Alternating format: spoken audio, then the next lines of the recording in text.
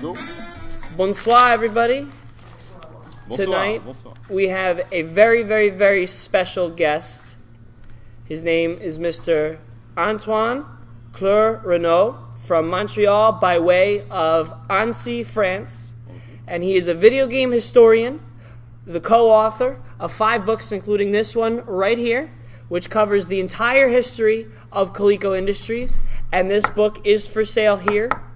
So we're just going to jump right into it. This man needs no further introduction. So, Mr. Antoine Thank you. Clerc-Renaud, please tell us about yourself.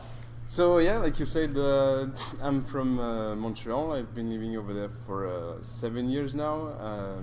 Originally from France and big gaming fan. So otherwise, I won't be here. So. Fantastic. So just tell everybody about your gaming background, so there's no doubt that you know what you're talking about. Oh yeah, of course. Yeah, I've been playing since 1991 with a Game Boy, so my very first console, and Tetris, obviously. And from this point, it always has been a love story with me and video games. So I got a Super NES and a computer, and I was mostly using my computer to play console games, though, because this is for me one of the best ways to enjoy them. Then I went into collecting and collecting more consoles, and this is also what got me into video game history, because this was something that I enjoyed that I enjoyed very much.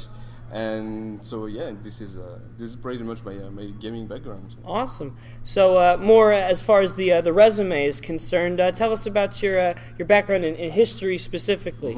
Mm-hmm. You don't have a degree or anything, but you do consider yourself an expert, yes? Yeah, humbly. Expert. Yeah, humbly an expert. Yeah, because it's a lot of work. You're not an expert just like this. So you just you have to work. You have to work your way to it. And yeah, I don't have a degree in history, but I still consider myself an historian because I'm so passionate about what I do. I'm so thorough with my research that I don't want to miss anything. So maybe it would be easier if I had a degree, because I would have like some techniques. I would have learned some stuff like really specific to history. But I use so I learned on my way. So well, there's a lot of people with degrees who don't have books, so I guess you're ahead of the game. Yeah, maybe. So I just the question is, so why is video game history so important and relevant today? So for me, it's important because compared to the music industry or the movie industry, we have a lot less book than those industries, and we still have a lot of work to do to catch up. And so it's also a good way to be a gaming historian now, because there are a lot of topics to cover. And so yeah, it's relevant also because we have a lot of topics to write about. So yeah, it's important. Fantastic. So, which medium do you feel is most effective in conveying the history of video games? Because there's a lot of online. You have Wikipedia, mm-hmm. but it is much more. I guess there's a certain poeticism maybe to writing a full book as opposed to just an encyclopedia. It's something like beautiful. It's because it's something tangible. You want to hold it. It's really great. But if you're passionate about video game history, you should do it whatever the way you want. So if you want to do some videos, just do some videos. If you want to do a blog post, just do a blog post. If you want to fix Wikipedia, you can fix Wikipedia also. But if you want to write some books, write some books. And I write books because I really love them. So yeah, it's something that I can hold in my hand. Like I can show my mother, for example. I can do something with all this knowledge. So it's not like just a fad or something. It's tangible. Yeah. So how did this the Coleco book that's right before us? How did this come to be? So yeah, the history is very interesting. So I was working on this book with Jean-François Dupuis, so my co-author. So he's the boss and the main artist at Collector Vision. So they program games for the Coleco Vision. So it's pretty amazing, like making some games for a console that was released in 1982. It's really great. And he had all this knowledge and all this research that he started in 1986. So it was pretty amazing, and he wanted to write a book, but he didn't really want to do it by himself. So this is how we came to get in contact, and also because he's from not from Montreal, but a city really close by. And so we just starting to discuss. We just started to discuss, and he just explained to me what he wanted to do. And so, because writing a book is not his skill, is better with making games. I cannot make games, so I can write. So this is why I ended up. So yeah, you found your niche. Yeah, exactly. So about the writing process, I guess we'll get into the research and how you found the people. But I guess the first question on a lot of people's minds when they at least look at the front cover is there's two authors. So as for you and your co-author, how did you split the work up? So basically, he did the research and I did the writing, because I wouldn't have been able to collect everything that he did, because we had some old document as old as maybe from the 40s, 50s. Right. So it's really amazing, and so I just contributed with the writing. So you were like a scribe of sorts. Yeah. So for the research, so that was your co-author's part. How did he find all these documents? Where were they laying around? Oh, so yeah, he actually went into the former offices of Coleco, the ones that were still around, because this is something also very sad with gaming history, is that if we wait too long, we take the risk of seeing the building destroyed or the property destroyed. And so this is what he did. I still had to do some extra research, because it was not everything was I didn't have everything to start writing the book. I still needed to have some exact dates, for example, and because those documents were especially relevant for when it came to illustrate the book, because I could prove that I had those documents when I wrote the book. So yeah. So how did you find the people to interview? So you found the documents, but as for the people, where'd you find them? So yeah, it's a very interesting process, because when you look for some people, it's between creepy and like a passionate experience, and it's a fine line. Yeah, exactly, because you stalk them on Facebook, you stalk them on Twitter, and you just reach out like cold reaching, really. And so sometimes some people respond, sometimes they don't respond, so you just contact them again, and sometimes it ends up that some of those people are really excited to participate, to contribute, and so they give you some other contacts, and so you can just then continue your research process and having more and more people. And this is why I wanted to include an interview part at the end of the book, because I really wanted the people who worked at Coleco to have their words in the book, and I really wanted them to share their experience at Coleco. Right. So just for a person who might be thinking of reading the book, what would you say, humbly, as the author, do you think is the best part of the book, without giving away too many secrets? Yeah, exactly. But the best part of the book is actually the whole book itself, but because it actually goes from the early beginning, and this was the most fun part for me, because trying to find some information on a company that was founded in 1932, it was really not easy, and I even managed to find one of the nephew of the founder who is still in Connecticut, so where the company was based on, and he managed to send me a photo that I put at the very beginning of the book, and it was a very interesting experience. Yeah. That's incredible.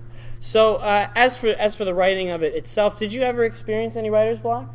Yeah, of course, and also especially because I wrote the book in English, and so English is not my first language. So you speak it very beautifully, by the way.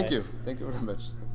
And so writing the book in English was really hard, and especially when I started a new chapter, I didn't know how to really started, and so I really had to think long and hard to choose my word correctly. Yeah. And at first, actually, I was writing in French, like a few paragraphs in French, and then I was translating them. And I quickly realized that it wouldn't be viable to do that. So I just started in English, and it was basically at the beginning it was really garbage. So I kept going on and on and on, and by the end I had a decent level to write a book, and I also had a good editor, so it helped a lot. Yeah. Absolutely. So what would you say, I guess, well, we spoke about your favorite part, but what would you say is the most profound thing that you learned? Because, we'd spoken before, and you said that you didn't know too much about Coleco before you started, exactly. So you had to do a lot of research, so it was, quite the finding process. So what would you say is the most profound thing that you found? I'm not sure that profound would be the best word for this, but so Coleco had a huge factory. They had actually 3 in Montreal, but they had a huge one, which is literally 2-3 blocks away from my place. And so I managed to go there to ask some questions, to see. They have I don't know if it's the correct word, but they have a small shrine for Coleco, and they have a small stuff like Coleco Vision, Cabbage Patch Kids. That's an appropriate word. So a shrine. Yeah, and you have small lights also on it, so it's really like the light is just going on there.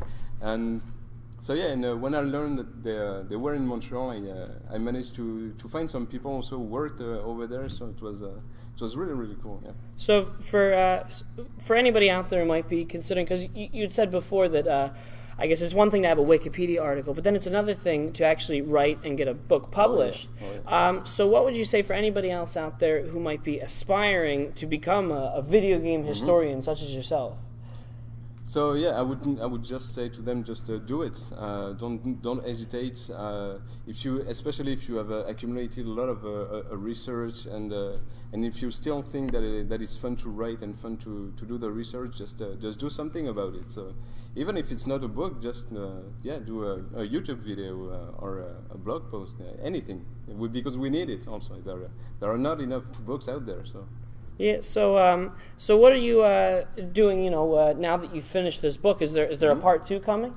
Not for Coleco, because this is a whole part. So it's comprehensive. Oh yeah. For Coleco at least. And so right now I'm working on many different projects. Some that I cannot talk about, and I'm also exploring different areas of gaming history.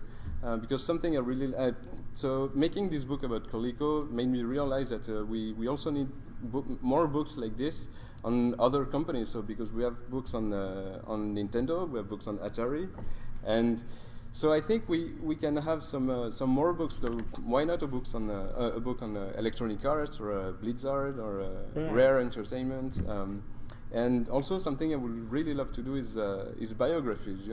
Telling the story of people who work in the industry. So there are so many good developers, so many talented people who work in the game industry. So we need to tell their stories, and this would be something I would really like to do. Absolutely. So it is available here, but so for our friends maybe tuning in via the streaming or via video at a later date, where is this book available? Maybe on the internet. Where can you find it? Yeah, exactly. It's available on Amazon. So just go there and grab a copy. Fantastic. So we have our good friend Antoine Clerc-Renaud. We're going to open it up for Q&A with the audience here. So does anybody, you in the blue? What do you think is different about Coleco versus some of the other video game companies that really only did video games? The fact that they didn't do only video games. They come from a long way of different. They went into so many different industries, and for me, what was interesting is that video games for them was any other things they went into. So they made swimming pools, they made toys, they made snowmobiles, and at some point it turned out they made video games because it was popular back in the day. And so they didn't just do like the ColecoVision, they did some stuff before, like the Telstar systems, which were basically Pong consoles. They did several of those, and then they did the ColecoVision. So yeah, but it was not like Atari when they built the company to do video games, to make video games. Coleco had a whole history of something else, and at some point during the 70s, late 70s and the early 80s, video games were popular. So for Coleco, it was just a new venue for them to make money. It's as simple as that. Fantastic. Anybody else? All right, ladies and gentlemen, we're happy to have our good friend Antoine Clerc-Renaud, and his book Coleco, The Official Book, is available right over there. But for our friends at home, I'm sure a quick Google search, you will be able to find this book. It's a great book. We'd like to thank Mr. Antoine for coming today. Thank you.